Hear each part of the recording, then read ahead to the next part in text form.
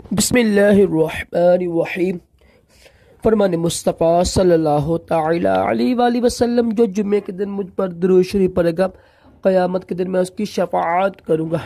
सल्लु अला हबीब सल्लल्लाहु अलैहि वसल्लम। पानी खाना दाएं हाथ से खाना सुन्नत मुबारक राशिद अतारी नूरी दवाखाना की तरफ से। और आप देख रहे हैं मुजर्रब नुस्खा लेकर आया हूँ। एक बदहज़मी के लिए, पेट में जो गैस बन जाती है, भूख की कमी, बदहज़मी, मैदा ख़राब हो, ठीक है, इन सब के लिए ना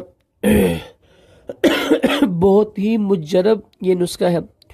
4 चीज़ें लेनी है आपने। कोशिश करें, जो बदहज़मी होती है ना, ये ज़्यादा खाने में से भी हो जाती है, ठीक है। हम लोग पेट भर भर के खाना खाते हैं। काश के नबी पाक अलैहि सलाम की सुन्नत के मुताबिक कम खाएं और जो सही तरीका है मुनासिब उसके मुताबिक खाया करें। ये नहीं है कि एक अभी खाना पेट में मौजूद है, ऊपर से और नाने ठोस रहे हैं, तो ये सबसे बड़ी वजह बनती है, ठीक है। तो ये जो मैं नुस्खा बताने लगा हूँ, ये पेट दर्द के लिए भी अच्छा है, मैदे की ख़राबी के लिए भी, और बदहज़मी, भूख की कमी, ठीक है, इन सब के लिए अच्छा नुस्खा है ये। आपने ये लेना क्या है, जवैन देसी लेनी है आपने 100 ग्राम, ठीक है। और लेना है आपने सफ़ेद ज़ीरा लेना है आपने 100 ग्राम। और लेना है आपने नमक सिया 100 ग्राम, ठीक है।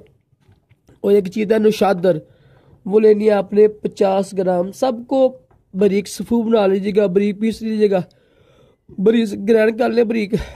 तो आधी चमची छोटी सुबह जब खाना खाते हैं ना, आप खाने के बाद खा लें आप, सुबह शाम। इंशाल्लाह इसकी बरकत से आपका ये मसला हल हो जाएगा। दोबारा सुन लें आप।